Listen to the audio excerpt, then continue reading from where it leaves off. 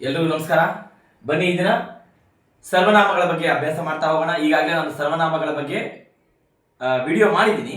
ಇದು ಕೇವಲ ಎಕ್ಸಾಮ್ ಪರ್ಪಸ್ಗೋಸ್ಕರ. ನಾಳೆ ಎಕ್ಸಾಮ್ ಇದೆ 10th. ಬನ್ನಿ ನೋಡ್ತಾ ಹೋಗೋಣ. ಸರ್ವನಾಮಗಳು ಅಂತ ಹೇಳಿದ್ರೆ ಇಷ್ಟೇ, ಅರ್ಥ ಗೊತ್ತಿರಬೇಕು ಅನ್ಕೊಂಡಿದ್ದೀನಿ. ಡೆಫಿನೇಷನ್: ನಾಮಪದಗಳ ಬದಲಾಗಿ ಬಳಸುವ ಶಬ್ದಗಳು. ನಾಮಪದಗಳ ಬದಲಾಗಿ, ಹೆಸರು ಹೇಳಂಗಿಲ್ಲ, ಅದ್ರ ಬದಲಾಗಿ ನಾನು, ನಾವು, ನೀನು, ನೀವು, ಅವನು, ಅವರು, ಇವನು, ಇವರು, ಇವಳು, ಅದು, ಇದು, ಇವೆಲ್ಲವೂ ಸರ್ವನಾಮಗಳು. ಹೆಸರು ಹೇಳ್ದೇನೆ, ನಾಮಪದವನ್ನ ಬಳಸ್ದೇನೆ ಈ ಶಬ್ದಗಳನ್ನ ಬಳಸುವುದರ ಮೂಲಕ ಹೇಳ್ತಕ್ಕಂತಹ ಪದಗಳನ್ನ ನಾವು ಸರ್ವನಾಮಗಳು ಅಂತ ಕರಿತೀವಿ. ಇನ್ನ ಸರ್ವನಾಮಗಳ ವಿಧಗಳು, ನೇರವಾಗಿ ಎಕ್ಸಾಮ್ ನಲ್ಲಿ ಈ ಪದ ಕೊಟ್ಟು ಒಂದು ವಾಕ್ಯದಲ್ಲಿ ಈ ಪದ ಕೊಟ್ಟು ಇದರಲ್ಲಿ ಸರ್ವನಾಮವನ್ನು ಕಂಡುಹಿಡಿಯಿರಿ ಅಂತ ನೀವು ಇದನ್ನು ಬರಬೇಕು.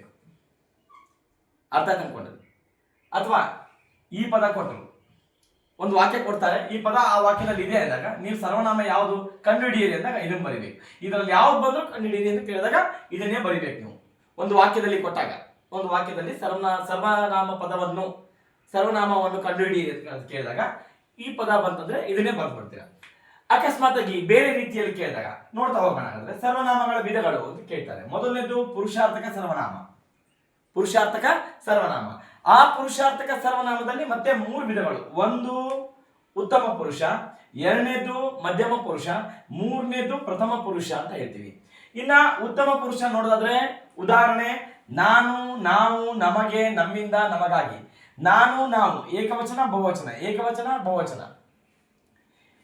ಅಥವಾ ಇಷ್ಟೇ ಕೇಳ್ತಾರೆ ಅವರು, ಈ ಪದವನ್ನ ಕೊಟ್ಟು, ನಾವು ಅಂತ ಪದವನ್ನ ಕೊಟ್ಟು ಇದು ಯಾವ ಸರ್ವನಾಮದ ವಿಧ ಅಂತ ಕೇಳ್ತಾರೆ. ಅವಾಗ ನೀವು ಉತ್ತಮ ಪುರುಷ ಅಂತ ಬರೀಬೇಕು. ನಾನು ಹೇಳಿದ್ದೀನಿ ವಿಡಿಯೋದಲ್ಲಿ, ಮೊದಲನೇ ವಿಡಿಯೋ ಮಾಡಿದ್ದೀನಿ ಆಗ್ಲೇ.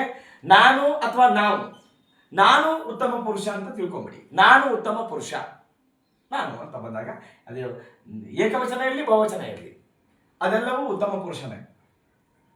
ಒಂದೇನಪ್ಪ ಅಂದ್ರೆ ನಾ ಅಂತ ಬಂತಂದ್ರೆ ಮುಗೋದು, ನಾ ಅಥವಾ ನಾ, ಅದೆಲ್ಲ ಉತ್ತಮ ಪುರುಷ. ಇನ್ನು ಮಧ್ಯಮ ಪುರುಷ. ಮಧ್ಯಮ ಪುರುಷ ಅಂದ್ರೆ ನಾವು ಯಾರ ಹತ್ರ ಮಾತಾಡ್ತೀವಲ್ಲ ಅವರು. ಇದು ಮಾತಾಡೋರು ನಾನು. ಯಾರ ಹತ್ರ ಮಾತಾಡ್ತೀವಲ್ಲ, ಯಾರ ಜೊತೆ ಮಾತಾಡ್ತೀವಲ್ಲ ಅವರು ನೀನು ಆಗ್ತಾರ. ಅವಾಗ ನಾವೇನು ಕರಿತೀವಿ? ನೀನು ಯಾರು, ನೀವು ಯಾರು, ನೀವು ಎಲ್ಲಿಗೆ ಹೊರಟಿದ್ದೀರಿ, ಹೌದಾನೆ? ಈ ರೀತಿ ಕೇಳಿದಾಗ ನೀನು, ನೀವು, ನಿಮಗೆ, ನಿಮ್ಮಿಂದ, ನಿಮಗಾಗಿ, ನೀ ಅಂತ ಬಂತಂದ್ರೆ ಎಲ್ಲವೂ ಮಧ್ಯಮ ಪುರುಷ. ಇನ್ನು ಪ್ರಥಮ ಪುರುಷ: ನಾನು ಅಲ್ಲ, ನೀವು ಅಲ್ಲ, ಅವನು, ಅವರು, ಇವನು, ಇವರು, ಇವಳು, ಅದು, ಅವರು, ಇದು, ಇವರು, ಅದರಿಂದ, ಇದರಿಂದ, ಇವೆಲ್ಲವೂ ಸಹ ಪ್ರಥಮ ಪುರುಷ. ಟೆಕ್ಸ್ಟ್ ಬುಕ್ ಅಲ್ಲಿ ನೋಡ್ತಾ ಹೋಗ್ತೀವಿ, ಕೇವಲ ನಾನು, ನಾವು ಅಷ್ಟೇ ಎಕ್ಸಾಂಪಲ್ ಕೊಟ್ಟಿದ್ದಾರೆ. ಬೈ ಮಿಸ್ಟೇಕ್ ನಮಗೆ ಅಂತ ಕೊಟ್ಟರು ಅಂದ್ರೆ ನೀವು ಇದೇನಪ್ಪ ಟೆಕ್ಸ್ಟ್ ಬುಕ್ ಅಲ್ಲಿ ಕೊಟ್ಟಿಲ್ಲ ಅನ್ಕೋಬೇಡಿ, ಅದು ಸಹ ಉತ್ತಮ ಪುರುಷ. ನಮ್ಮಿಂದ ಉತ್ತಮ ಪುರುಷ, ನಮಗಾಗಿ ಉತ್ತಮ ಪುರುಷ. ನೀನು, ನೀವು ಬಂದ್ರೆ ಮಧ್ಯಮ ಪುರುಷ. ಅದನ್ನ ಬಿಟ್ಟು ಅವನು, ಅವರು, ಇವನು, ಇವರು, ಅದು, ಇದು ಬಂತಂದ್ರೆ ಪ್ರಥಮ ಪುರುಷ ಅಂತ. ಇನ್ನ ಎರಡನೇದು ಪ್ರಶ್ನಾರ್ಥಕ ಸರ್ವನಾಮ. ಇದು ಪುರುಷಾರ್ಥಕ ಸರ್ವನಾಮದ ವಿಧಗಳು: ಉತ್ತಮ ಪುರುಷ, ಮಧ್ಯಮ ಪುರುಷ, ಪ್ರಥಮ ಪುರುಷ. ಇನ್ನು ಅದರಲ್ಲಿ ಎರಡನೇ ವಿಧ ಪ್ರಶ್ನಾರ್ಥಕ ಸರ್ವನಾಮ. ಪ್ರಶ್ನೆಗಳು ಬಂತಂದ್ರೆ ಶಬ್ದಗಳು ಯಾವುದು? ಏನು, ಯಾರು, ಎಲ್ಲಿ, ಯಾವಾಗ, ಏಕೆ, ಯಾರಿಂದ, ಈ ರೀತಿ ಶಬ್ದಗಳು ಬಂತಂದ್ರೆ ಅದು ಪ್ರಶ್ನಾರ್ಥಕ ಸರ್ವನಾಮ ಅಂತ ಹೇಳ್ಬಿಡಿ. ಇನ್ನು ಮೂರನೇದು ಆತ್ಮಾರ್ಥಕ ಸರ್ವನಾಮ ಅಂತ ಇದೆ. ಆತ್ಮಾರ್ಥಕ ಸರ್ವನಾಮ ಅಂದ್ರೆ ನಾವು ಇನ್ನೊಬ್ಬರಿಗೆ ಗೌರವ ಸೂಚಕ ಪದಗಳನ್ನ ಬಳಸ್ತಾ ಹೋಗ್ತೀವಿ. ಇನ್ನೊಬ್ಬರ ಹತ್ರ ಮಾತಾಡ್ಬೇಕಾದ್ರೆ ಗೌರವ ಸೂಚಕ ಪದ.